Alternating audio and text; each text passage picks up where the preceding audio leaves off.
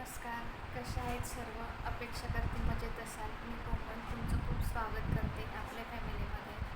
तर मी तुमच्यासोबत माझी प्रेग्नन्सी जर्नी शेअर करणार होते, पण मला वेळच मिळाला नाही, कारण की लहान बाळ असल्यामुळे.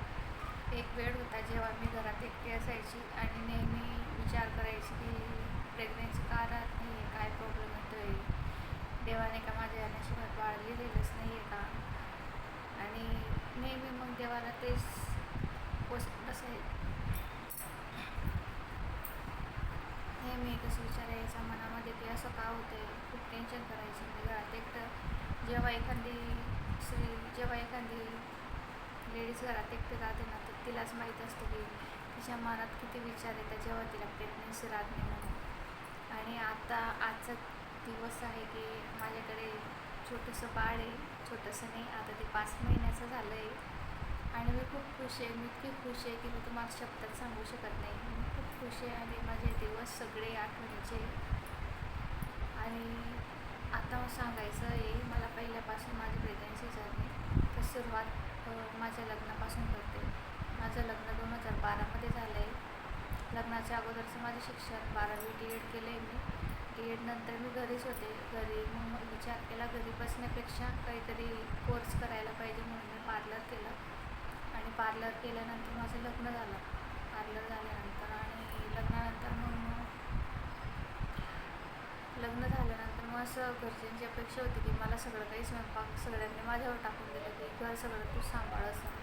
आणि एक सांगायचं झालं की मी लग्नाच्या अगोदर एक काम पण करायचे नाही. स्वयंपाक म्हणजे काय असतं मला काहीच समजायचं नाही.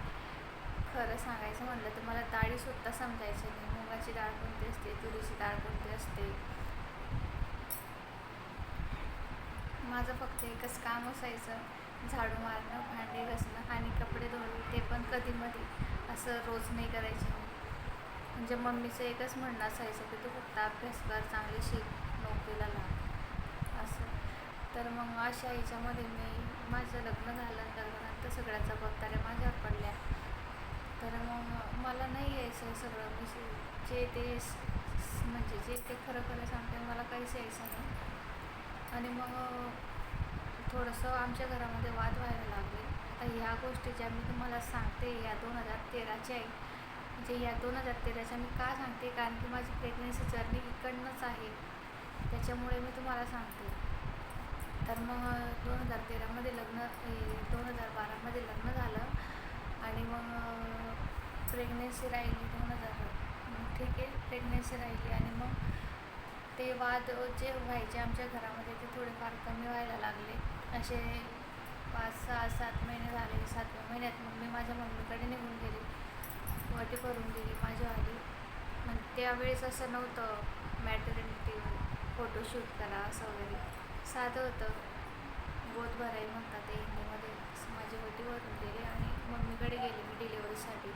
कारण की असं म्हणतात की पहिली डिलिव्हरी ही मम्मीकडची असते आणि मलाही ते योग्यच वाटतं. कारण की मम्मी जितकी आपली काळजी घेते, जितकं आपल्याला चांगलं ठेवते, तितकं कोणी करू नाही शकत. आणि आपण लग्नानंतर नवीन घरात गेलेलो असतो.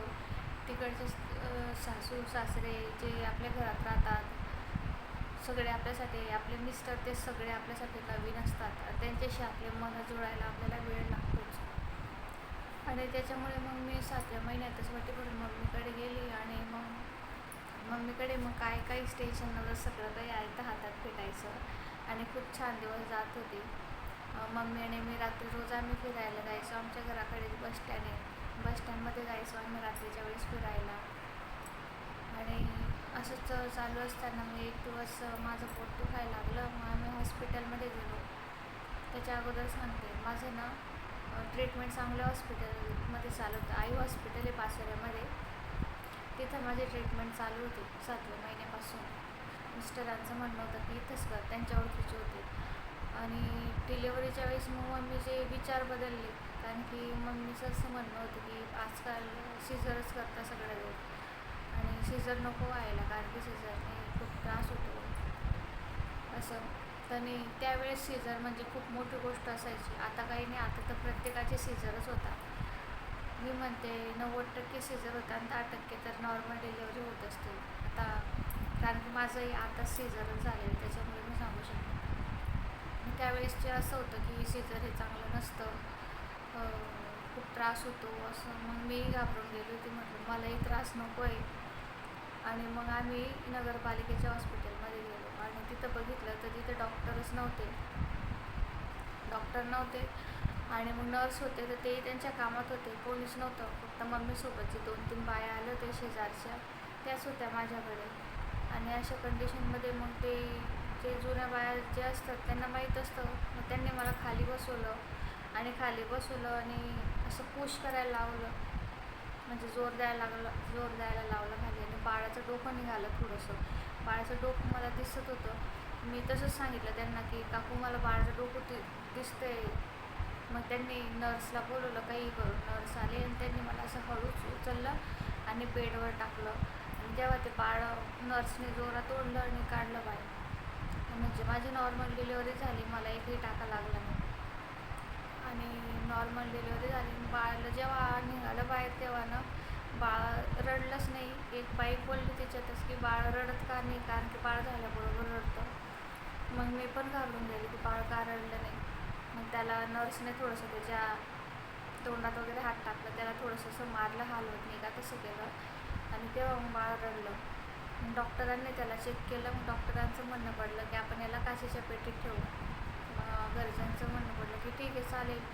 मग आम्ही त्याला तिचं हॉस्पिटल आहे पाचोऱ्यामध्ये, तिथे ॲडमिट केलं, काचेच्या पेटीत ठेवलं. आणि मग मी पण तिथंच मी संध्याकाळपर्यंत होती हॉस्पिटलमध्ये नगरपालिकेच्या. आणि मग संध्याकाळी मला डिस्चार्ज करून मग मी तिकडे गेली बाळाकडे. मग तेव्हा मी पहिल्यांदा माझ्या बाळाला हातात घेतलं. जेव्हा म्हणजे मी आता हे म्हणजे जसं तुम्हाला सांगते ना तसं माझ्या डोळ्यासमोर त्या सगळ्या गोष्टी येत आहेत. म्हणजे आणि माझं वय पण नव्हतं त्यावेळेस. माझं 20व्या वर्षी लग्न झालं आणि 21व्या वर्षी मी आई झाली. आणि ते बाळ मी हातात घेतलं. जो स्पर्श असतो ना पहिला, तो आपण आई होण्याचा तो कधीच विसरू शकत नाही. त्याचा तसा चेहरा माझ्या आत्ता पण आठवण येते. त्याला जेव्हा मी हातात घेतलं त्याचे असे कुराळे केस, असं एकदम म्हणजे एकदम गोरा वगैरे होता, एकदम छान होता. 2.5 किलो वजन होतं त्याचं. आणि घेतलं आणि मग थोड्या वेळ नर्सने दिलं माझ्याकडे आणून त्याला दूध पाजायला. आणि तो दूध काही पिलाच नाही.